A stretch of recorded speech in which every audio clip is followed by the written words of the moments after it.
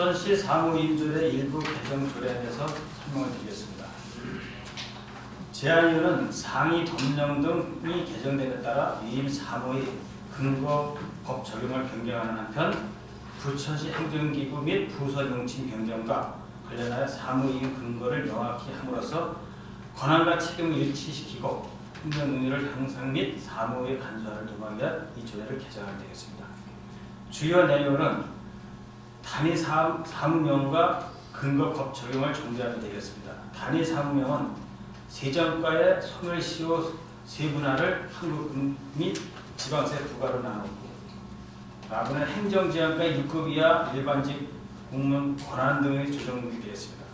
다음은 근거 법 적용이 가족여성과와 참석과의 근거 법 적용이 되었습니다. 단위 사무명의 신설은 건축과의 개발 행위 허가 중 공작물 설치, 노인 장애인과의 장애인 등 편의시설 설치에 대한 권한, 공원과의 원리구 관리 공원 리모델링 계획 수립 및 추진이 되겠습니다. 단서 변경은 재난관리과를 안전총괄과로 변경된 사항이 되겠습니다. 다음은 신구대리피에 대해서 제가 설명을 드립니다. 7쪽에 되겠습니다. 이 말씀드린 대로 세정과의 시세 부과징수 사무에 관한 권한 중에서 개정되는 소멸시효에서 환급금 및 지방세 부과가 추가된 사항이 되겠습니다. 다음은 8쪽에 가족여성과의 아동보호에 관한 권한 중 근거법이 아동복지법의 제9조 3항 등이 제31조의 법적 근거가 변경돼서 개정된 사항이 되겠습니다. 다음은 보육시설 중에서의 보육이라는 명칭이 어린이집으로의 명칭이 변경됨으로써 개정안이 되겠습니다. 그러니까 신설 사항이 되겠습니다. 왜냐하면 장애인 등 편의시설 설치에 관한 권한이 신설됨으로써 구청장의 권한이 위임되는 사항이 되겠습니다. 다음은 11쪽에 되겠습니다. 건축과의 개발 행위 허가 중 공작물 설치 등의 신설에 대해서 근거법에 의해서 구청장에게 위임되는 사항이 되겠습니다. 다음은 공원과의 공원 리모델링 계획 수립 및 시행이 원리구청장에게 위임되는 사항이 되겠습니다. 과단 소업들의 재난안전관리과가 안전총괄과는 명칭이 변경되는 사항이 되겠습니다. 다음은 행정지원과의 직종병에 따른 기능 결정에 대한 직종이 변경됨으로써의 권한이 위임되는 사항이 되겠습니다. 시사무임조례 임대등 조례안에 대한 검토사항을 보고드리겠습니다. 이 개정조례안은 상위법령이 개정되어 근거법으로 적용되던 조항과 사무명칭을 일부 변경하고 구청장에게 위임하는 사무를 부분적으로 조정하는 내용입니다. 안 별표 1의 세정과 소관, 시세부과 징수에 관한 권한 중 소멸시효는 지방세 기본법에 지방세 환급금과 지방세 징수권으로 나뉘어 규정되어 있기 때문에 관련법에 따라 단위 사무를 환급금과 지방세 부과시로 구분하여 정비하는 것입니다. 가정여성과 소관은 아동복지법과 영유아보육법 일부 개정으로 아동보호에 관한 권한과 어린이집에 관한 권한, 지역아동센터 지원신고에 관한 권한이 적용 근거법을 수정하였으며 위임사무표 제2호 위임사무명의 보육시설을 어린이집으로 정비한 것은 밝고 긍정적인 이미지를 심어주기 위해 2011년 6월 7일 법률 제10789호로 개정된 영유아보육법 일부 개정사항을 반영하여 위임사무명과 단위사무명에 명시된 보육시설을 어린이집으로 정비한 것입니다. 장애인 등 편의시설 설치에 관한 권한을 신설하는 사항은 높이가 6층 이하이며 면적이 2,000제곱미터 이하인 건축물은 구청 건축과에서 건축허가하고 있으므로 업무 협의의 효율성을 높이기 위해 위임한 것이며 건축과 소관 중 국토의 계획 및 이용에 관한 법률 시행령 제51조 제1항 제2호에 규정된 개발행위 허가 중 공작물 설치에 관한 권한을 신설하는 것은 인원에 능동적으로 대처하기 위해 구청장에게 위임하는 것으로 보입니다. 공원과 소관 공원 리모델링 계획 수립 및 시행에 관한 권한을 원미구 지역은 원미구청장에게 위임하는 사항을 신설하는 것은 업무를 효율적으로 수행하게 할 수 있도록 하기 위한 것입니다. 승진 후보자 명부 작성 및 8급 이하 승진 권한을 시에 통합하는 것으로 조정하였습니다. 청소과 소분의 음식물 쓰레기 감량 의무사업자에 관한 사항은 적용근거법인 부천시 음식물류 폐기물 수집 운반 및 재활용 촉진조례가 2013년 6월 17일 부천시 조례 제2787호로 부천시 음식물류 폐기물의 발생 억제, 수집 운반 및 재활용에 관한 조례로 전부 개정되어 공포되고 2013년 7월 1일자로 시행되어 적용 근거 법령과 해당 조항을 정비한 사항입니다. 조문 중 별표 제1호 청소과 소관한 위임 사무명령 제2호에 폐기물 관리법 제15조 3항으로 오류 표기된 근거법 조항은 위원장에게 이름해 주시면 제15조 제2, 제2항으로 자구 정정하고자 하는데 이해 없으십니까? 네. 그럼 의사일정 제2항 부천시 사무위원 조례 일부 개정 조례안에 따라 원안 가결하고자 하는데 이해 없으십니까? 네. 이에 없다 하심으로 원안 가결됐음을 선포합니다. 그래서 오늘 그 결과가 건강생활실천 및 지역보건의료심의회에서 결과 보고를 했고 거기에서 뭘 가지고 오늘 이 자리에서 우리 보건관리과장 정혜분 과장께서 이 자리에서 발표를 하겠습니다. 야간약국 시범 운영에 따른 결과를 보고드리도록 하겠습니다. 야간약국은 심야 시간에 실내 의약품 구입의 불편을 해소하고 경증 환자에 대한 복약 지도를 통하여 실내 건강을 보호하는 데 목적을 두고 실시하게 되었습니다. 운영 기간은 2013년 5월 1일부터 10월 31일까지 6개월간 휴일 없이 시범 운영하였습니다. 운영 약국은 구별 1개소씩 3개소 운영하였고 운영 시간은 10시부터 새벽 2시까지 4시간이 되겠습니다.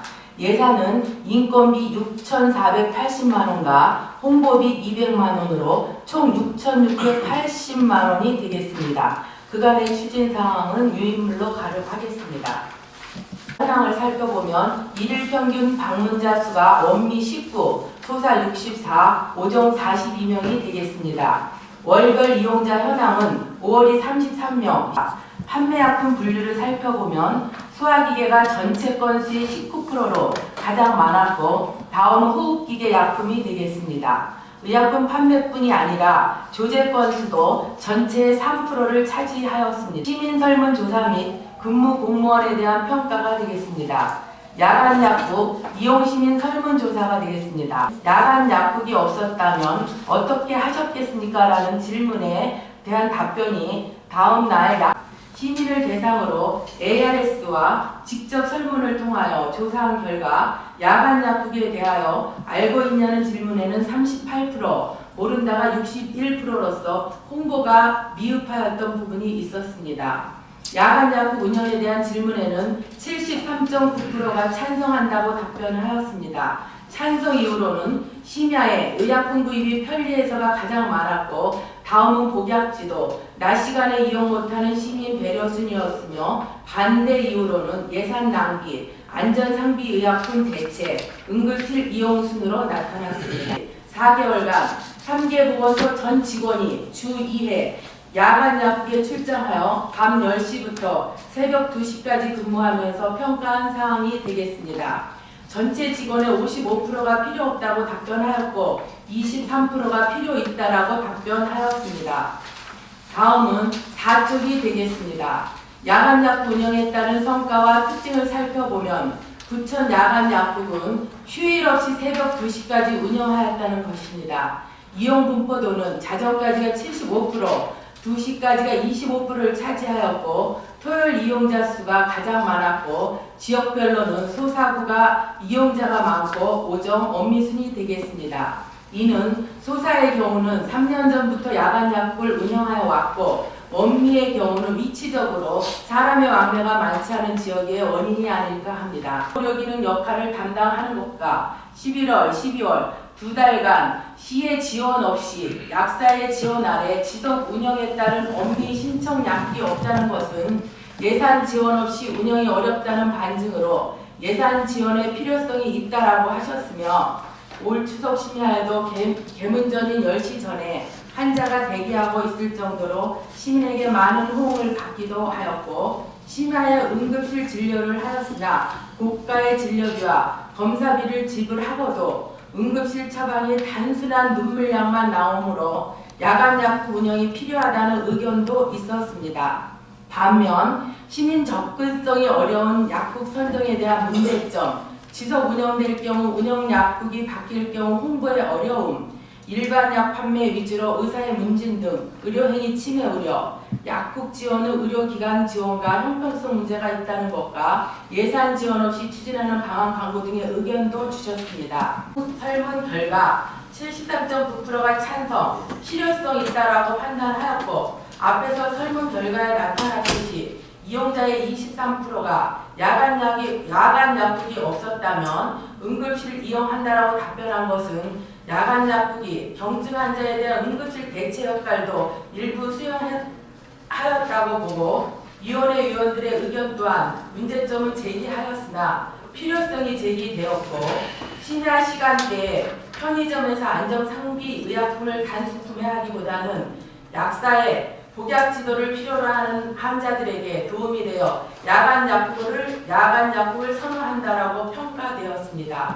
도표에서도 볼 수 있듯이 타 지자체와의 운영 실태를 비교하더라도 저희 부천시 야간 약국 운영이 타 지자체에 비해 효율적으로 운영되었다고 봅니다. 야간 약국을 꼭 운영해야 하는 이유가 뭡니까? 근본 취지는 이제 야간에 응급실 이용을 해야 되는 경우가 생기잖아요. 근데 응급실 같은 경우는 사실 그 환자가 그 어느 정도에 정해져 있고 야간 약국 같은데 단순하게 예를 들어 급하게 갈 수 있는 사람은 응급실을 이용 안 해도 그 약국에 가서 약 처방만 받아도 될 사람들이 있기 때문에. 식당 있죠? 네. 24시간 운영하는 저기 편의점 있죠? 예. 그런데도 조례 만들어서 이거 다 지원해주고 싶어요. 어떻게 생각하십니까? 그거랑 성격이 다르다. 왜 하면 똑같죠? 시민의 편의점과 마찬가지지. 그거는 저기 우리 그 누굽니까 그 과장님이 보건 그 분야에 있기 때문에 그 생각해요. 저도 그런 거 만들어가지고 저기 부천시에서 지원해달라고 그러려고요. 시민 편의점도 마찬가지입니다. 편이지만 이거는 그 약사의 자격이나 조제나 이런 부분이 아무나 하는 부분이 아니고요. 그 정해진 자격 하에 이루어지는 부분이기 때문에 좀 달리 봐야 된다고 생각합니다. 그거는 약사 입장에서 그러는 입장이고 다른 그 아까 얘기한 편의점이나 그 저기 음식점 운영하는 사람 입장에서 보면요, 자기도 전문가라고 해요. 그건 됐고. 이게 운영비를 이렇게 많이 지원해주는 근거는 뭐예요? 어떻게 산출 근거가 있어요? 아니요, 지금 시간당 3만 원을 지원을 하고 있는데요. 실질적으로 그 타 지자체 같은 경우에도 거의 2만 5천 원, 3만 원 이런 부분을 지원을 하지만 실질적으로 약사가 그 시간 안에 그 근무를 하려고 하면은 그 부분에 대해서는 또 약사 구하기도 힘들고 또 그 부분이 되기 때문에 3만 원 정도는 그렇게 많다고 보지는 않습니다. 그거 다시 한번 생각해보세요. 네? 그 부천시 예산에서 6,680만 원이요? 그렇죠? 네. 이렇게 많은 돈을 이 통계자료 이쪽에 보면은 00시부터 02시까지 이용한 숫자는 6개월 동안에 9,000명에서 25%밖에 안 돼요. 25%의 저기를 위해서 6천만 원씩 저기 지원해 주느냐 하고 지금 12시까지 운영하는 약국들이 제법 있던데요. 11시 반 12시 이렇게 하는 게 글쎄 12시까지 운영이 되기 때문에 실제 효율성이 있냐 이런 문제도 적극 검토해 보셔야 되고 여기 제주도에 보면 그보다 더 훨씬 낮은 금액이고 꼭 지원해 줄 필요가 있으면 엄격히 해가지고 예산을 줄일 수 있는 방안도 한번 강구해 보시고 그리고 약국에서 말이에요. 약사회에서 자율적으로 얘가 아까 홍보비에 200만 원 있었다고 그랬죠? 예. 홍보비를 더 해가지고 예를 들어서 오정부 지역에 12시까지 운영하는 약국이 3개가 있으면은 약국마다 써붙이란 말이에요. 옛날에 강번제 약국 운영 안 했습니까? 했습니다. 그런 식으로 고강동 몇 번째 메트로에 무슨 약국 12시까지 운영하니까 글로 가라. 그 예산은 주십시오. 그 예산은. 그래가지고 뭐예요? 약국마다 그걸 다 붙이면은 12시까지 운영하는 데는 자동적으로 찾아가게 되지 않습니까? 그럼 이거는 엄격하게 따지면 사경제 영역이에요. 사경제 영역. 이렇게 조언을 타면 아까 얘기한 대로 음식점 하는 사람, 편의점 하는 사람 와서 다 돈 달라고 그럴 거예요. 소장님 그렇게 생각하십니까? 그러면 그 일상생활하고 또 건강, 국민의 건강을 지켜야 된다는 그런 의미점에서는 조금 다른 것 같습니다. 그 지금 슈퍼에서도 비상약국 다 팔죠? 부천에 몇 개 있습니까? 그건?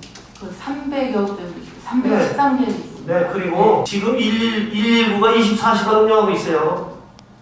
급한 사람 나가 119, 응?